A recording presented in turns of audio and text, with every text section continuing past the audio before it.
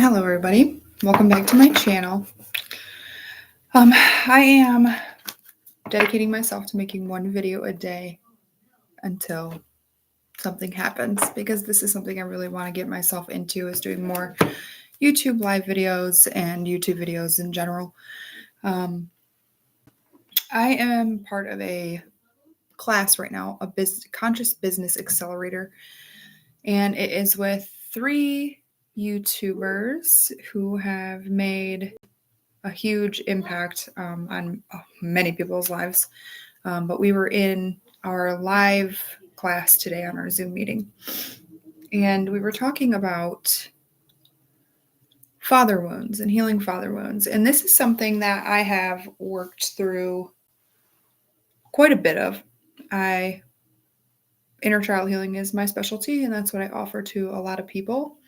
But it's so amazing to watch how things unfold as you're healing, and how it's a continuous journey, and it never ends until you're dead. And even then, you could come back and do the other work still. So in the class today, we were talking about becoming your own authority.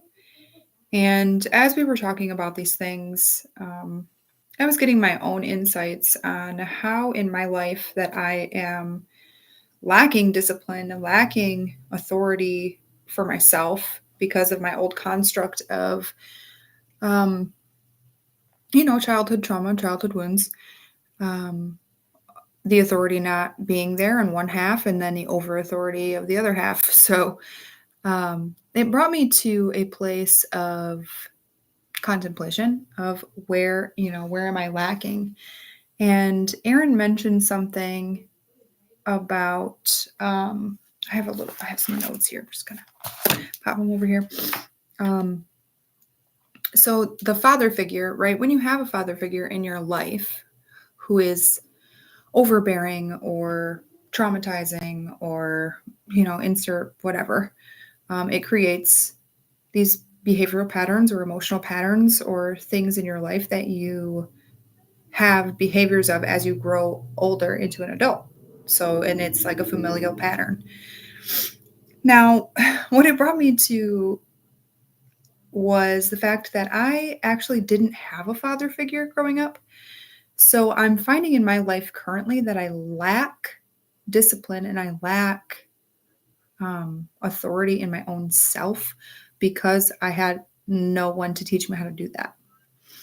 Now, on the other hand, I have picked up some traits right on my own. I go through spurts of discipline and spurts of authority, and I have this deep desire to have the authority in my life. I tend to rebel against anything that has authority over me, which also reflects my childhood wounds. But what I noticed is that the absence of the father archetype in my life created a lack of discipline and authority. So it replaces the opposition, right, which is the narcissism or whatever emotional traits that we have. And narcissism is overused word, so we'll just take that lightly. Everyone has traits of narcissism. I just want to point that out. The ego construct that we have is just built that way. But as I was going through this, it was just a breakthrough moment for me of realizing that having a father figure is one thing, not having a father figure is another thing. And in those, there's layers of trauma that are being healed, that need to be healed. So I'm finding in my own life that when I get to a space of not knowing, right? I don't know what my purpose is. I don't know, where my foundation is. I don't know what safety looks like to me. I don't know what any of these things, right? Any of these things that I need to feel foundational change. I don't know what they are. It's because I'm lacking my own discipline.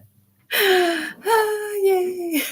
So I'm lacking discipline in my own life because of not having a stable father figure. I grew up in many different homes. Like, I was in a foster care for most of my life. So I grew up in many different homes, which means I actually had many different father figures. I had many different mother figures, but the ones that imprint the most are between the ages of, being born and between 5 and 7, usually, roughly. And those were consistent. So I had my overbearing mother who was just trying to do her best, right? She was trying to do her best and get us through what our lives, knowing what she knew and operating from her own trauma and a lot of narcissism and egotistical things inside of there. And then my dad wasn't really a part of my life until I was about 4. I want to say 4 years old. And then he was, on and off. We had like visits. So we would just meet every so often. I'm not even quite sure how often anymore. My mind has kind of let go of a lot of those memories.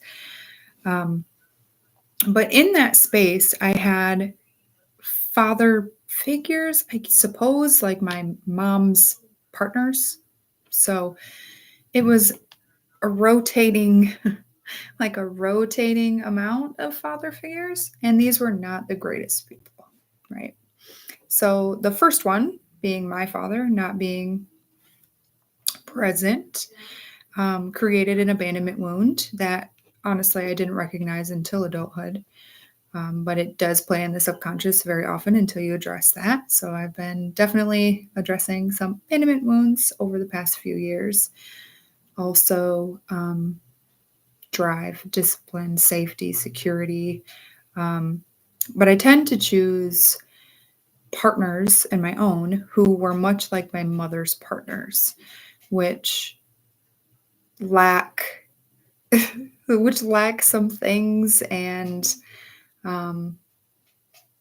mostly abusive, right? Because I went through tons and tons of that. But it was also like, it's just interesting. It's just so freaking interesting how we become what we know. Which is wild because I'm trying to just get out of that. I'm just trying to become what I know and what I know, right? Like, but the subconscious mind, it plays so heavily into who we are and how we act and react to things. And I'm ready to just get myself out of a place of feeling out of control of my own life. Like, I'm always, and it's funny because we talk about this too, where Aaron talks about waiting, like we're waiting for something to come and save us, or we're waiting for this great idea to take off, or we're waiting and waiting and waiting, right? And I've been waiting. I have been waiting for myself to show up every day and be disciplined and doing something. And what's interesting is I have the knowledge. It's just the application of the knowledge. I have more knowledge than I could probably ever talk about. But applying it is what's important. I can't just be like, oh yeah, I'm a seer and I see the things and I'm just have all this knowledge and never apply it because it doesn't work that way. So this is going to be me becoming my own daddy with my Capricorn energy and stepping into that. I've actually been noticing that Capricorns are seen a certain way, right? And I don't always fully resonate with the Capricorn because they talk about how Capricorns are like such hard workers and we do, we love to work and we love business and we love all this. Well, I don't actually love that unless it's my own. Like, I don't love working for other people. I actually do quite the opposite. It irritates me because of the way that I see structures and the way that I would build a structure and the way that I would break down a structure to rebuild a structure, whatever. I just don't resonate with working for other people. I just don't. So that only leaves one thing, and it's working for myself. And if I don't ever get on the train of working for myself and having that discipline that's required to work for myself, then we never will. So I'm going to be doing my homework, which is working on self-image, I suppose, how I see my old self and how I would like my new self to be seen, or how I see my new self, which is more disciplined, more in line, in tune with what I want for myself. I have these huge goals and aspirations, and if I don't ever do anything about them, they'll never become reality.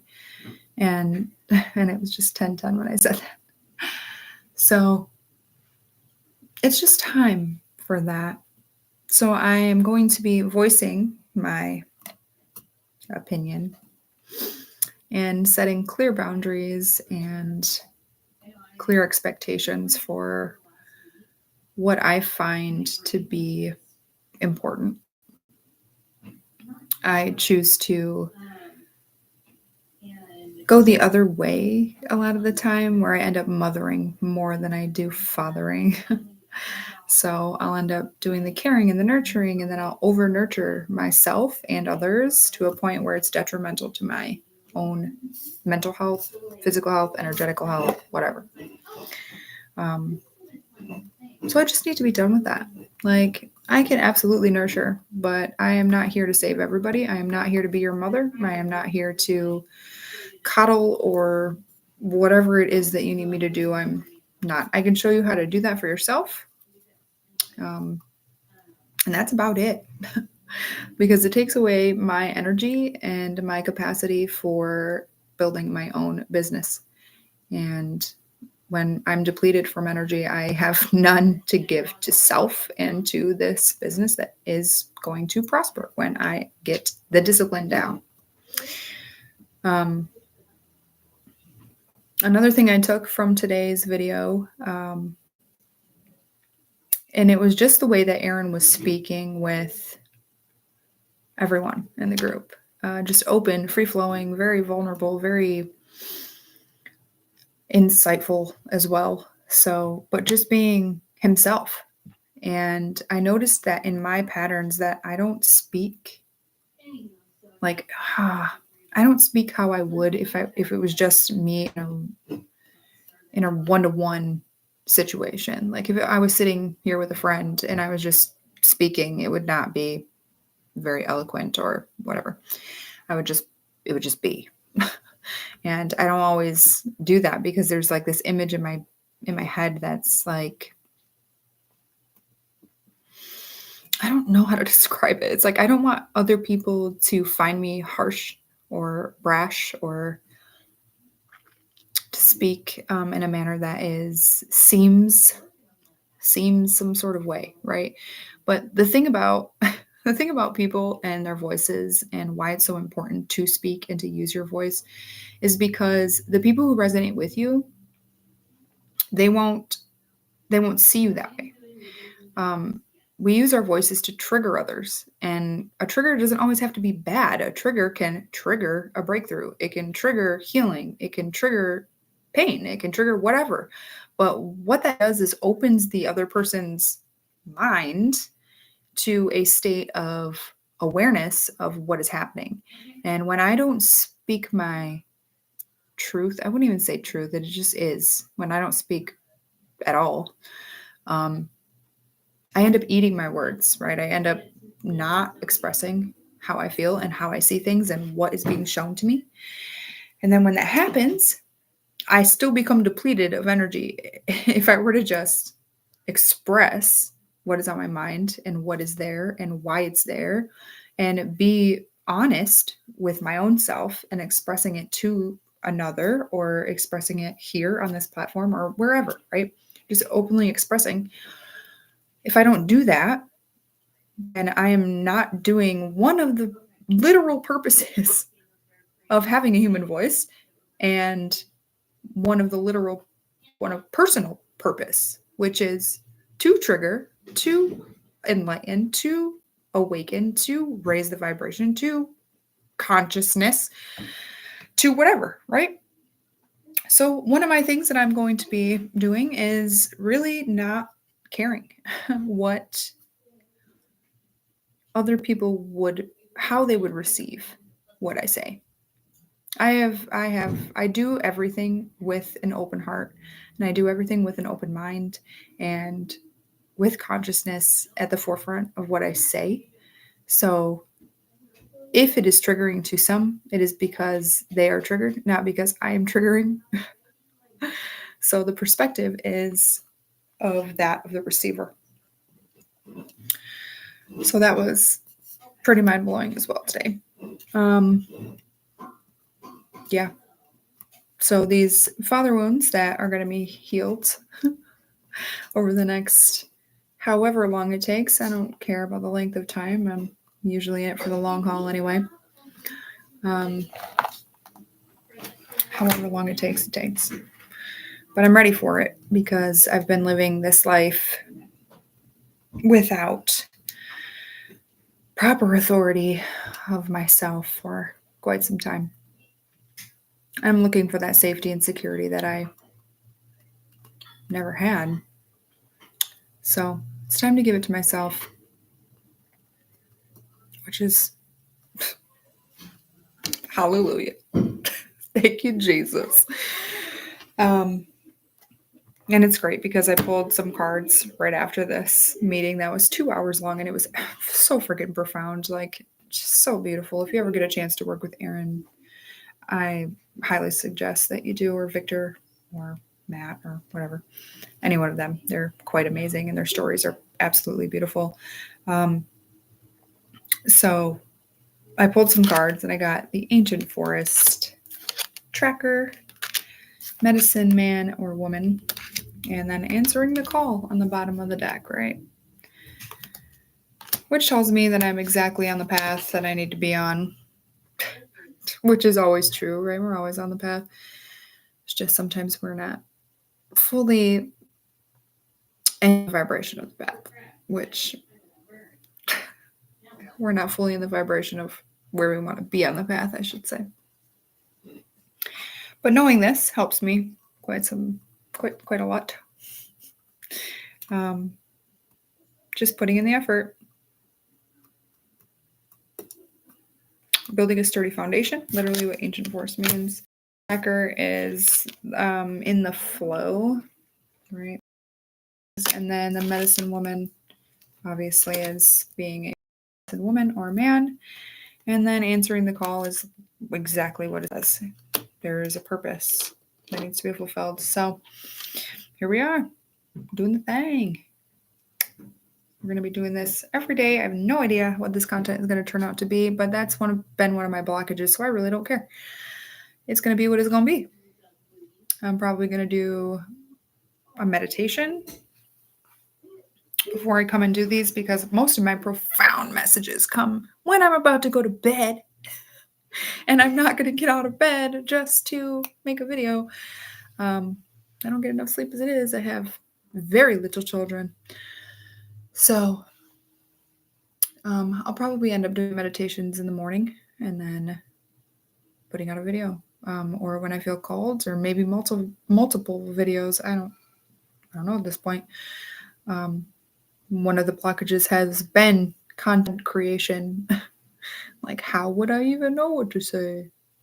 Well, when you're conscious, there's so much to talk about, because literally everything is content. So today's first video, father wound healing. Here we go. Yeah, there's no description for this. It just is what it is. You're more than welcome to check out all of my other live videos that I've done, which I will end up doing more tarot videos also, pulling cards like collectively, or if you want a tarot card reading personally, just feel free to leave a comment. For now, I'm, at this very small capacity of subscribers, so I'll be able to see the comments. Notice I said for now. So eventually, I will have links up for all of those things. You can also follow me on Facebook if you feel so called. Um, yeah. So thank you for being here. Love and light to all of you, and blessings to everyone. Um, I hope you have the most beautiful rest of your day, and I will see you tomorrow. Bye.